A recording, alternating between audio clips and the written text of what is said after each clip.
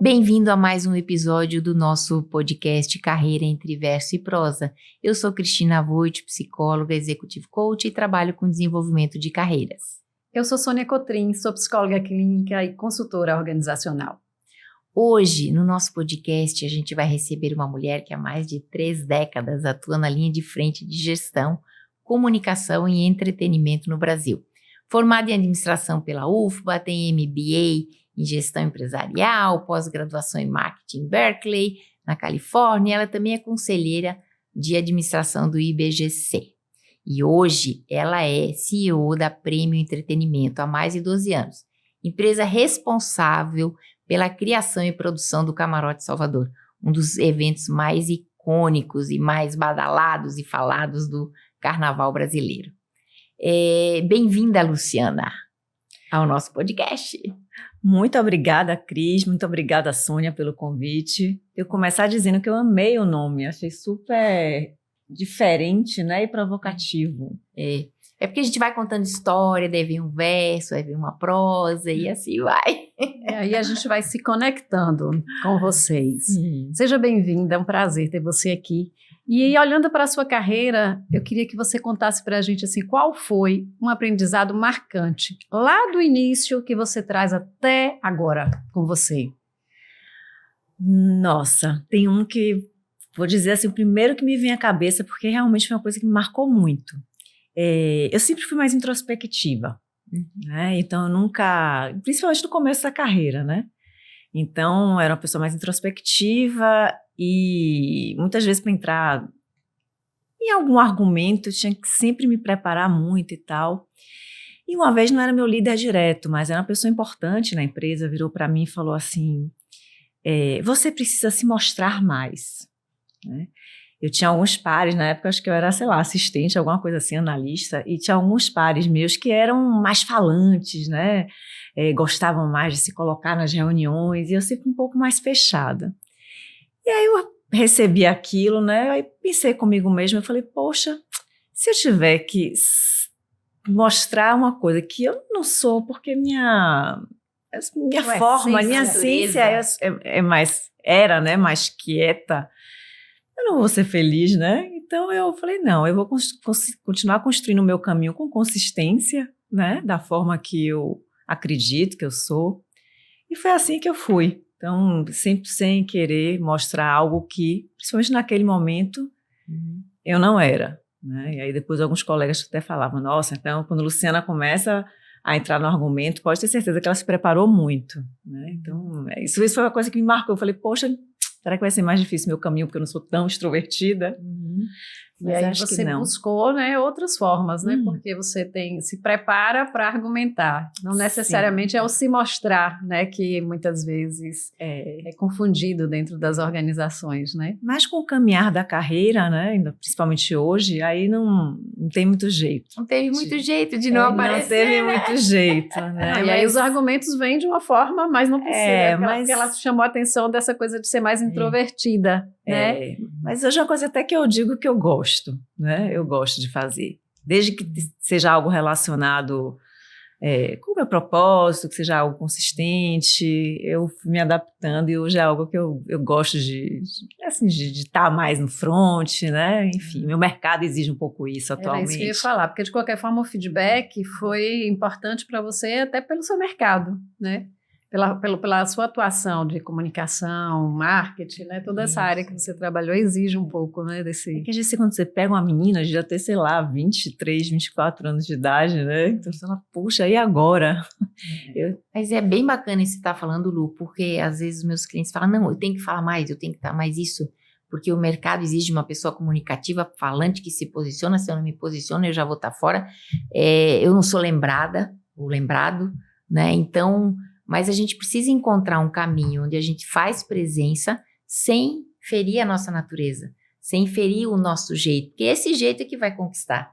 Se você daqui a pouco se transforma assim, em algo que não é seu, além de soar artificial, provavelmente não vai ter a consistência que você criou como um critério, né? Por outro lado, eu sempre tive uma excelente escuta. que é hoje uma competência que a gente ouve falar muito, né? Muito. A necessidade de você ter uma escuta ativa. Então, eu acho que isso também foi uma coisa que, na minha trajetória enquanto líder, me ajudou muito. Eu sempre fui uma pessoa que eu tive uma escuta mais ativa e uma escuta mais genuína mesmo. Que, às vezes, muitas pessoas que falam muito, né, tem um pouco também de dificuldade até de se ouvir, né? De ouvir o outro e de se ouvir.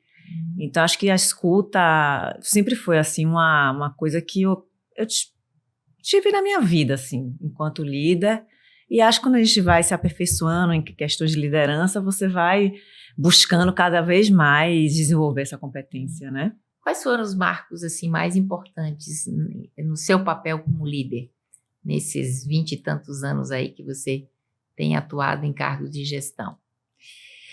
Olha, eu sempre gostei de desafio e eu fiz carreira durante muitos anos, né, na Rede Bahia, foram 20 anos.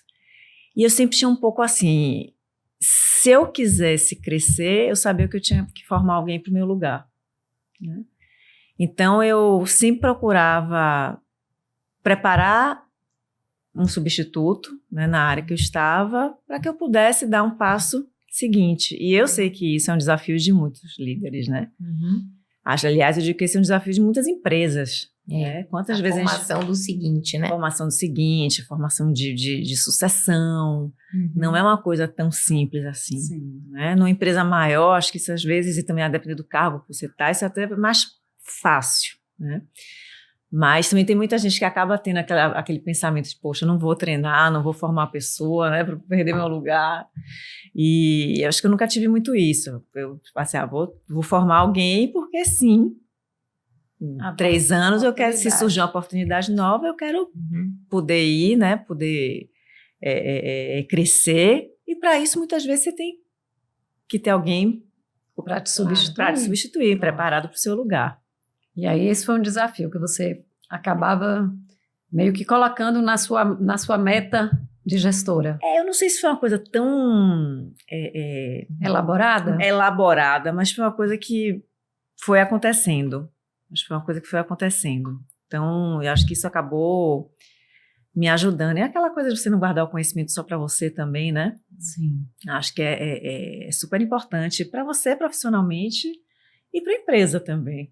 Entendi. Então, acho que isso é importante. Como é que foi essa decisão, né? Rede Bahia, Camarote Salvador, né? O prêmio Entretenimento. O que se deu essa mudança? O que te fez ir para outro lugar? Como é que foi aquele momento da sua carreira que te fez, poxa, acho que está na hora de mudar? Os 40 anos, né? A mulher dá um... Começa a repensar um pouquinho, né? Onde é que eu tô? Onde é que eu vou? Já eram muitos anos, eram 20 anos. E na Rede Bahia, eu passei por muitas áreas diferentes, né? Então, comecei financeiro, marketing, aí fui inteligência de mercado, planejamento, até RH eu fui. E aí você vai acumulando uma experiência em gestão, né? Então, a Prêmio Entretenimento é de um dos sócios da Rede Bahia. E aí eles queriam, naquela época, eles já tinham um evento muito forte. O Camarote Salvador já era um evento muito forte, mas eles queriam transformar numa empresa forte. Né? Então, eu fui com esse objetivo de implementar processos, implementar os departamentos, implementar regras, procedimentos, diminuir a informalidade, né? Transformar realmente numa empresa como tem que ser, né? Com todas as áreas, todos os processos, todos os controles, com gestão, para que a gente pudesse crescer. Né? E, além disso, tinha um desafio também de produto, né? Porque já era uma marca que tinha ali 13 anos, quando eu cheguei lá, estava enfrentando uma crisezinha de imagem, né, naquele momento, e aí a gente precisava também pensar um pouco na longevidade da marca. Né? É raro em entretenimento você ter eventos que durem muito tempo. Tanto tempo, é verdade. A Maré Salvador tem 25 anos, e a gente precisava pensar nessa transformação. Então, para isso, assim, muita pesquisa, estudar muito comportamento de consumo, do público jovem, né? E aí hoje a gente tem uma marca aí de sucesso, bem forte, com 25 anos, que é raro, assim, no segmento em entretenimento. E assim, durante o carnaval, a gente, né, todo mundo fala, só do camarote é o melhor camarote, né? Todo mundo fica com vontade de estar no camarote. Quantas pessoas ficam envolvidas nesse processo, no período, assim, média? Olha, eu tenho durante o ano inteiro, são 25 pessoas que só trabalham para o Camarote Salvador. E aí tem uma coisa muito interessante, já que a gente está falando aqui de liderança, né, carreira, que é esses 25 a gente se transforma em 400 diretos. E 2.000, se a gente considerar funcionários de fornecedores que a gente contrata. Então, eu digo assim, nós 25, nós temos um papel muito importante de multiplicar a cultura, multiplicar propósito, multiplicar princípios, multiplicar a nossa forma de fazer. Então, a gente fica meio assim o ano inteiro, os onboardings que a gente faz com todo mundo que chega, muito treinamento, porque a gente realmente tem que ir descendo essa cadeia, né, para que chegue primeiro nos 400, depois nos 2.000, e que é isso que vai dar excelência no serviço, né? Vai ter um evento seguro, vai ter um evento que a gente sabe quais são as nossas prioridades ali dentro, né? Sabe o que é que importa, o que é que não importa. Então a gente tem esse trabalho mesmo que é quase um mantra, né? Que a gente vai ali repetindo para que as pessoas vão absorvendo mesmo e que consigam dar para o cliente, né? Ou para os fornecedores, para todo mundo, a nossa forma de fazer. E aí eu perguntei exatamente porque muitas vezes as pessoas não têm a dimensão do alcance, né, de quantas pessoas trabalham naquele projeto, de como é difícil também trabalhar essa cultura de uma excelência, de um atendimento, de um respeito. Você está trabalhando com turismo, né, muita gente de fora. Isso é um trabalho que eu imagino que tem que ser sempre, né, não se perder. 25 anos mostra que a marca é forte e que vocês conseguiram. Essa coisa da cultura, eu acho que é sempre algo difícil, né? Existem, às vezes, questionários que as pessoas fazem com os funcionários e depois ali acontecem vários eventos. O que você acha mais importante nessa... Eu acho uma tarefa árdua, né? Você, ainda mais pessoas que estão de passagem nos últimos meses que antecedem o carnaval. O que você acha mais importante, até estratégico para quem é de RH ou CEOs de empresa, para que você consiga ter essa disseminação da cultura e dos valores? Eu tenho até um caso muito interessante, né, nesse aspecto, que foi a pandemia. Sim. Entretenimento, né, foi o segmento que mais sofreu, sim, né, na pandemia. A gente sofreu multiplicado, não sei, 10 vezes talvez, porque era um entretenimento no meio de um evento com muita aglomeração, né? Isso. Então, que não podia. Demorou muito de voltar, a gente ficou 2 anos sem fazer o carnaval, e eu fiquei com 5 pessoas na empresa. Nossa. Né? Tive que tomar decisões muito difíceis logo ali no início, porque tinha que preservar o caixa e tal. Então, ficamos assim, ficou eu, acho que gerente de produção, de marketing, eram assim 5 pessoas, alguns cargos chaves, né, que a gente manteve para poder manter um pouco da forma de fazer do negócio.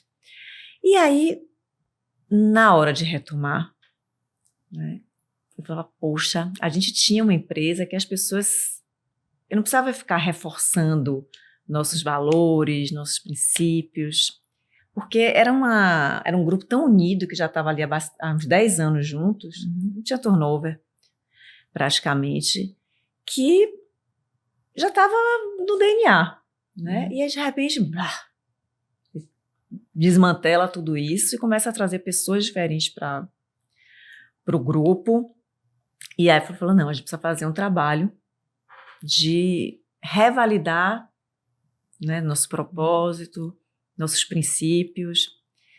E aí com os sócios, né, a gente assim internamente, eu fiz isso no meio da pandemia, assim, acho que foi 2021 para 2022. A gente precisa entender o que é que a gente quer enquanto empresa de agora em diante, obviamente, né, tem coisas que são nossas, porque a gente vai precisar bater muito nessa tecla. Claro. A gente vai ter que ensinar, né? E aí começamos muito do propósito, né? Muito do propósito. E aí definimos nesse pequeno grupo, né, um propósito que eu particularmente acho muito bonito, que é ser a melhor memória da vida de alguém. Então, quando a gente vê as imagens do carnaval, as pessoas estão ali meio que em êxtase, né? É um momento de muita diversão, é como se fosse um hiato que as pessoas estão vivendo. Então, esse é o nosso propósito, ser a melhor memória da vida de alguém, para os clientes, para as pessoas que trabalham no camarote, para os nossos fornecedores, porque isso quer dizer que a gente vai ter que ter uma relação respeitosa, né? Então definimos o nosso propósito, definimos os nossos princípios, e aí fomos nesse mantra de estar sempre repetindo, trabalhando. E aí trouxe outras pessoas e foram treinando. E aí a gente vai.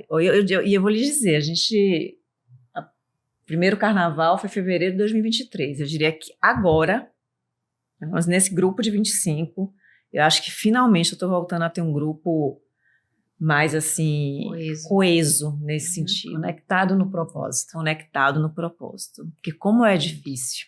E qual é o seu maior orgulho, assim, na Prêmio Entretenimento?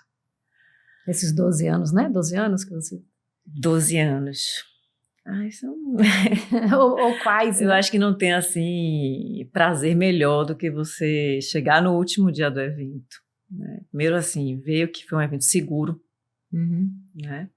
Porque é um negócio de muito risco. Né?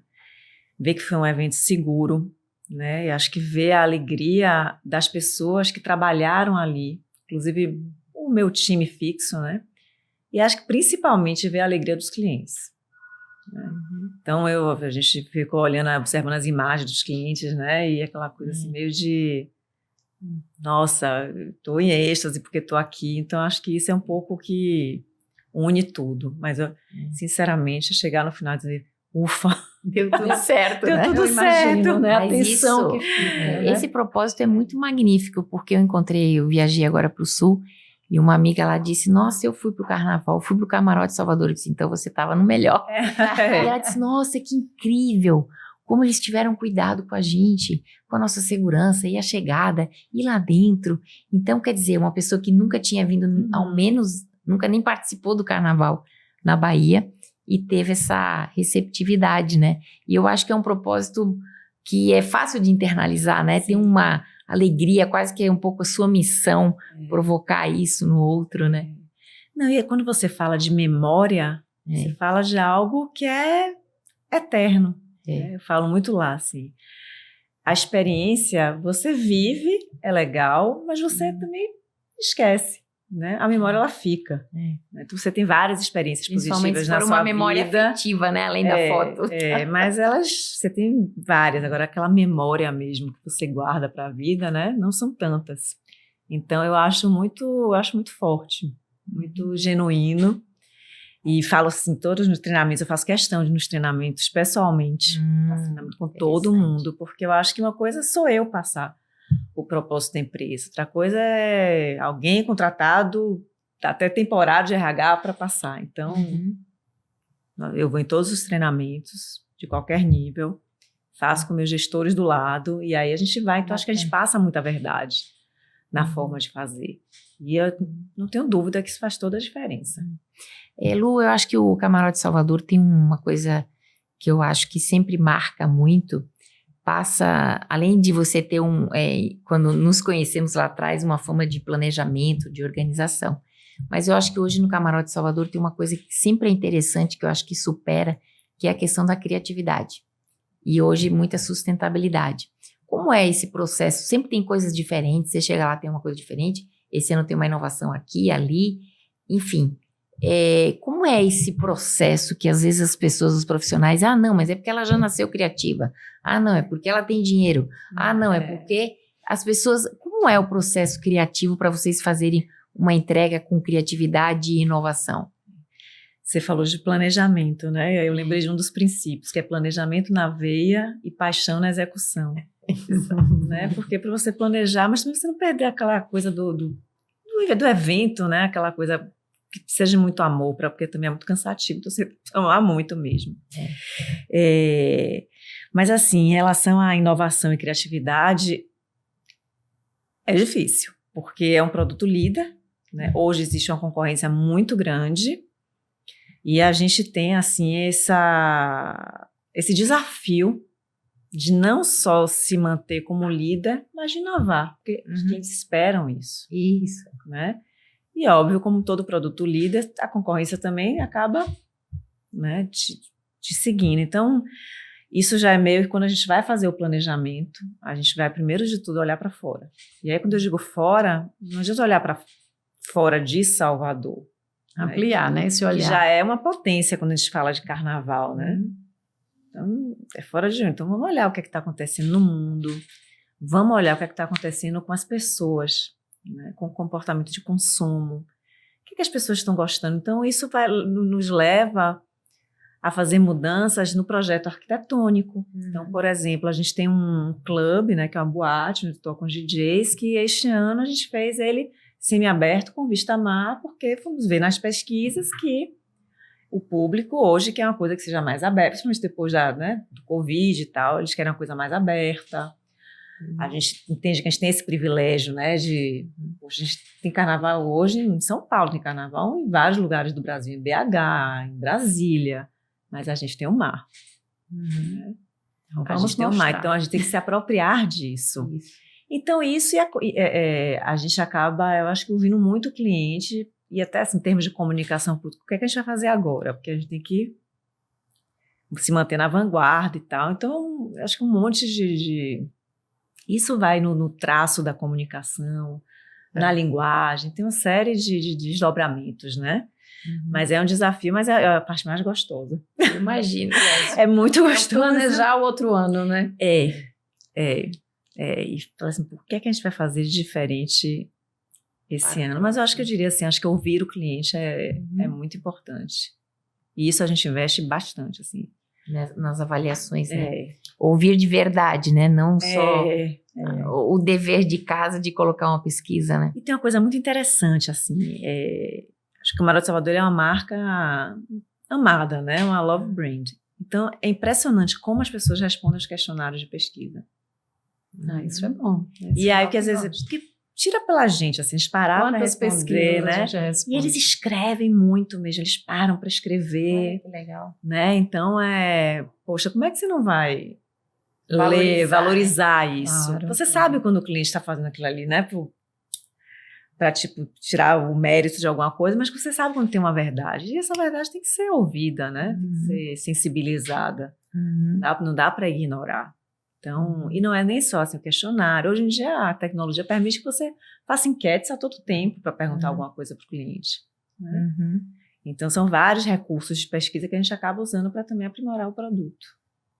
Bacana. E como é que esse negócio, entretenimento, pode contribuir, assim, na sua visão, como se fosse uma escola de liderança? Né? Então, assim, líder numa empresa fechada, mais corporativa ali, né? É diferente, mas no entretenimento todo mundo fica imaginando, porque, claro, você tem 25, mas se desdobra. O que poderia ficar aqui para a gente de aprendizado, assim? É uma escola, o que você aprende como líder nesse negócio? Eu me lembrei de um outro princípio nosso, que é a liderança pelo exemplo. É muito importante o exemplo, nesse caso. Meu e dos meus 25, né, e de alguns que vão se juntando um pouco antes, porque é muita gente. Então, desde um exemplo assim mais bobo, né? Se eu estou no evento, vejo que tem um papel no chão, pode apostar que eu vou pegar o papel no chão e vou jogar no lixo. Né? Então, essa coisa não é só porque muitas vezes alguém da produção está num lugar que não é o lugar da sua responsabilidade, que não vai fazer alguma coisa por aquilo ali. E o que eu mais aprendi, acho que em entretenimento, é a questão do autocontrole, que também tem a ver com a liderança pelo exemplo. Muitas coisas, por mais que você planeje, o nome já diz, evento, eventualidade. Então, alguma coisa vai acontecer. Boa, gostei dessa. Alguma coisa vai acontecer. Então, você tem que... 2 mais 2 são 4. Deixa eu ver o que vai acontecer. Não, então imagina se eu me descontrolo. Né? E muitas vezes você tem que tomar uma decisão ali, que é uma decisão muitas vezes de bom senso. Você tem algum exemplo de algo assim que aconteceu, que você, meu Deus, e agora? Estou no meio desse carnaval, um problema sério desse, e eu tenho que tomar uma atitude. Eu acho que tem muitas vezes assim, por exemplo, a gente tem a entrada, né, do evento, não posso citar 15, mas você tem a entrada do evento, e ali você tem muita mão de obra que é temporária. Não é uma besteira, tá? Vou citar aqui uma coisa boba. Mas, sei lá, barraram alguém por algum controle de alguma coisa que não pode entrar no evento, mas assim, às vezes que foi muito no rigor. ou da forma de que usou o abadá, porque tem regras, né, para usar o abadá por conta de marca de patrocinador e tal. Então, muitas vezes, assim, não dá para ficar no bom senso das pessoas, e você tem que, pô, vou sair daqui mas você vai. E coisas também relacionadas à discriminação com alguns colaboradores, infelizmente é uma coisa que, né, acontece e você tem que tomar uma medida ali, mas eu digo sempre assim, faz o caminho certo, faz o certo, que no final assim, o impacto é menor. Como é que você concilia isso com família, por exemplo? Eu já tenho filhas grandes, né? Facilita, né? Já facilita bastante, mas assim, na época no início, né? Verão, tudo, não tem. Eu sempre tive uma boa rede de apoio, né? Quando as minhas filhas eram crianças, então, avós e, né, graças a Deus, podia ter uma funcionária em casa também que me apoiava, de muita confiança, de família e tudo. E eu acho que é isso, é a rede de apoio, né? Eu acho que Salvador, nesse ponto, também, a gente acaba sendo um pouco privilegiado, né? Porque você consegue... Sempre tem, né, almoçar em casa, consegue pessoas e consegue também ir para casa, então... E hoje em dia são grandes e adoram curtir o carnaval, claro, né? E agora aproveita, né? Mas assim, quando você está começando, né? Ela 12 anos atrás e aí... Mas agora... exige muito de você. Agora adoram, né? Acho que gostam também, né? De ter orgulho, enfim. Bacana. Tem alguma dificuldade que você, não só como líder, mas como profissional, que você tem enfrentado, assim, que você gostaria de contar, que foi difícil, que você talvez demorou até para tomar uma decisão, ou não tenha sido, ou pensou, poxa, esse é um momento, assim, que eu não sei muito o que fazer? Cris, eu vou citar novamente a pandemia. Tá. Foi até engraçado, né? Porque... durante ali, quando as coisas começaram a abrir, até no pós, eu acabava indo fazer algumas palestras sobre liderança na crise. Porque foi uma escola, né? Então, tudo que a gente estava vivendo ali... com certeza. Ninguém tinha vivido. Não estava nos livros. Você não tinha com quem trocar uma experiência, porque quem que já tinha vivido aquilo? Então, era... tentativa e erro. Então, acho que ali foi um aprendizado muito de você saber, como líder, dizer, eu não sei. Eu não sei. Lu, será que a gente vai reabrir? Vai ter carnaval? Não sei. Será que a empresa volta a funcionar? Não sei. Né? E às vezes a gente tinha que fazer algumas apostas de, não, vamos começar a retomar, porque vai ter 2022, e de repente eu estava com a empresa cheia de novo, porque ia ter o carnaval 2022. Não sei se vocês lembram. Sim. E aí teve uma nova onda, então aí demite todo mundo de novo. Não, ia ser julho de 20, dezembro de 20, daí demite 21 todo mundo de novo.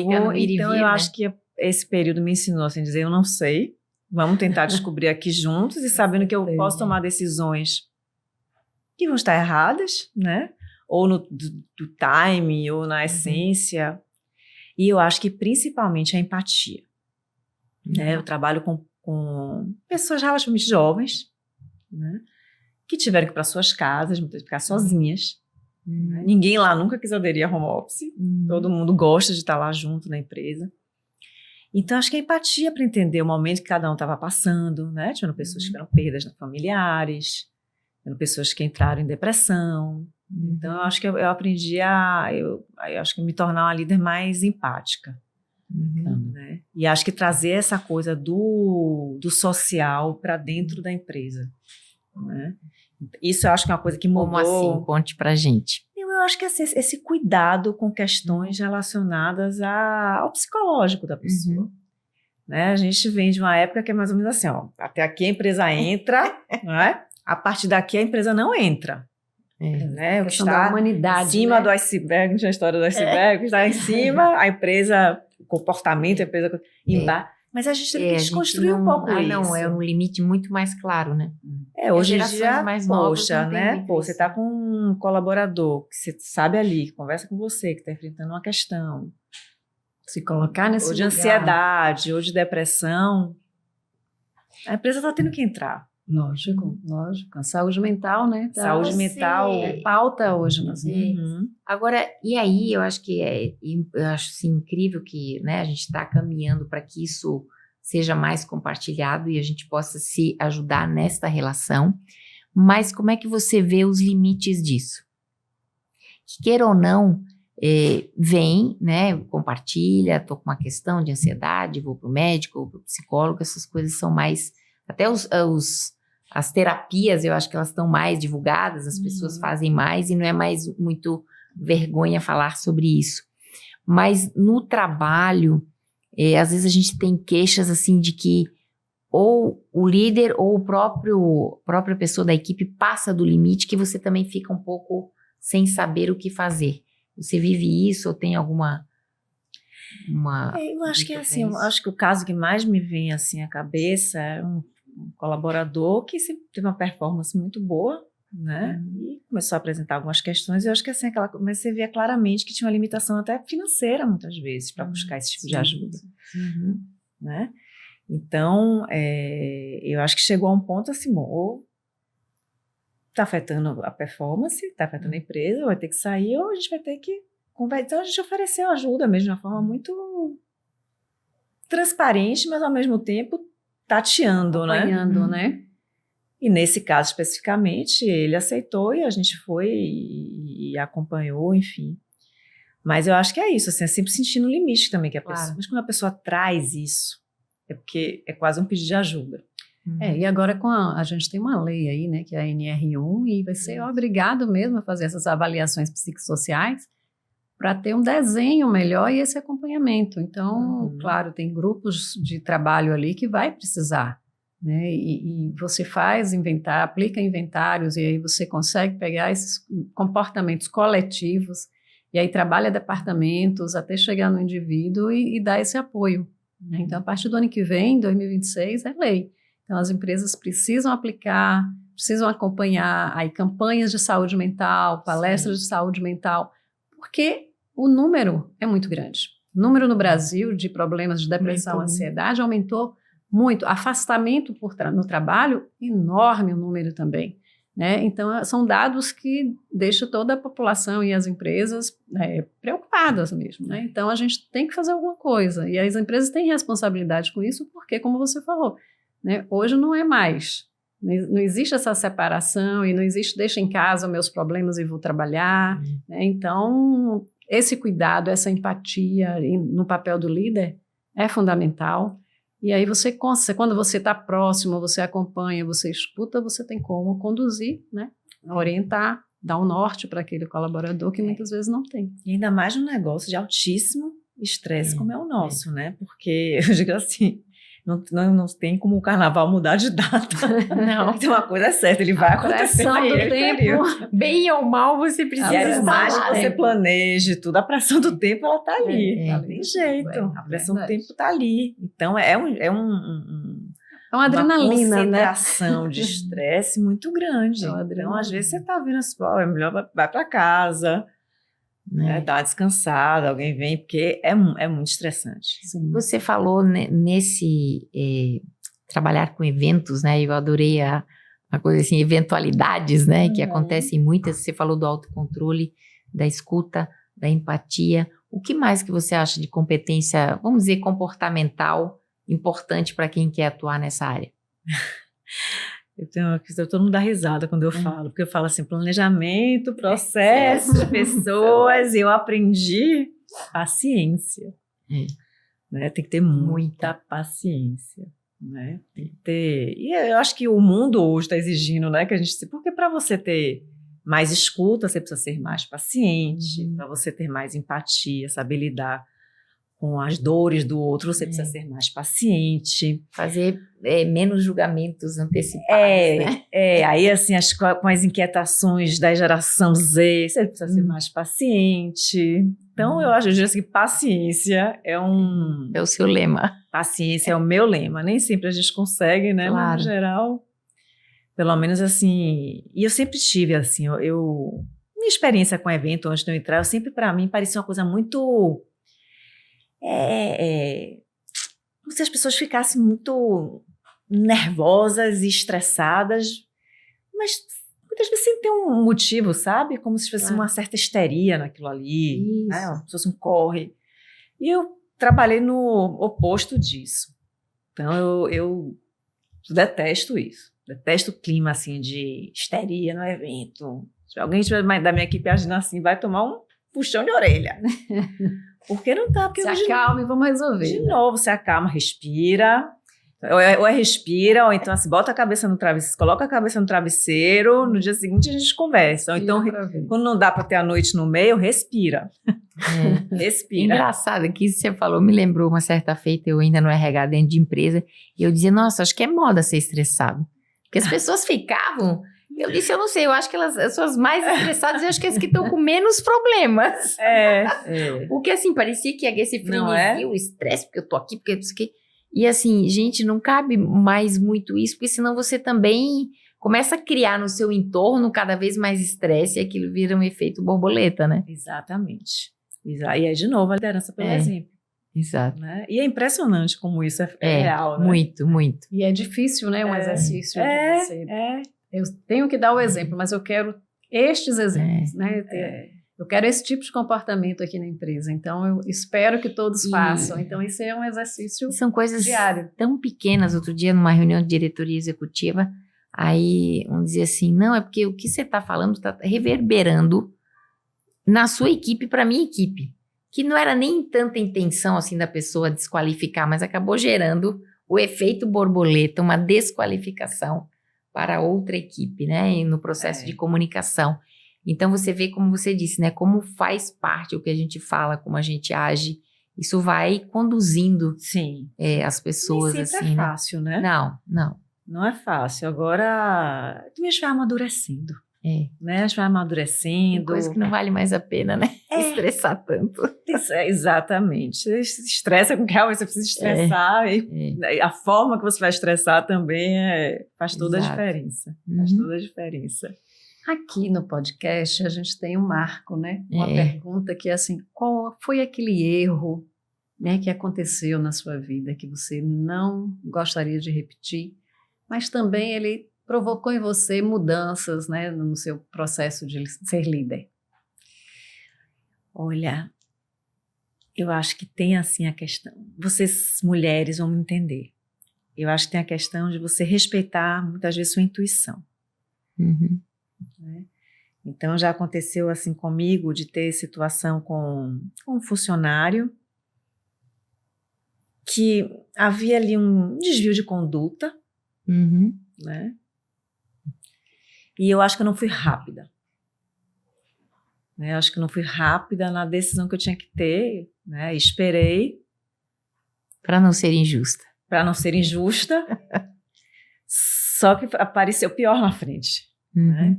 Então, isso para mim, assim, acho que a gente, quando está no papel de líder, a gente precisa ser rápido na decisão. E a gente tem coisas que no nosso íntimo a gente sabe. Né? Então, principalmente, para mim, essa questão da ética, né, da conduta é muito importante. Então, às vezes você não tem certeza, você não quer ser injusta, você disse a palavra certa. Não quer ser injusta, você fala, não, então não vou tomar essa decisão agora, vou deixar passar e tal. Só que aí você perde um ano, né? E aí quando vai ver aquele... apareceu lá na frente de novo, porque era uma questão, muitas vezes, ética. Né? O que a gente percebe também é, assim, não só a questão da injustiça, mas talvez não foi isso, ou talvez a gente dá uma nova chance, ou talvez a pessoa vai melhorar, né? E é comum no processo de liderança, no processo de coaching, né? Muitas vezes o líder reclamando disso, assim, por que eu não consigo ser mais assertivo, né?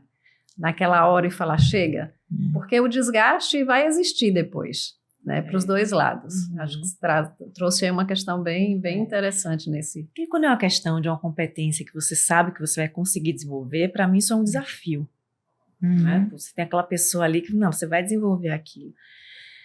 Mas quando é aquele cheirinho meio ruim que você sente de uma questão mais ética, sabe? Então eu acho que acho que tem que agir logo. Eu outro dia falando com uma outra psicóloga, ela disse, nossa, é mais de 30, 40 anos a gente saber onde está o limite, porque a gente sempre quer apostar, quer acreditar, que, né, pode, você já fez, né, às vezes eu digo para os clientes, já deu feedback, já falou isso, já não sei o quê, Não, já fiz. Então fique tranquilo, é a hora.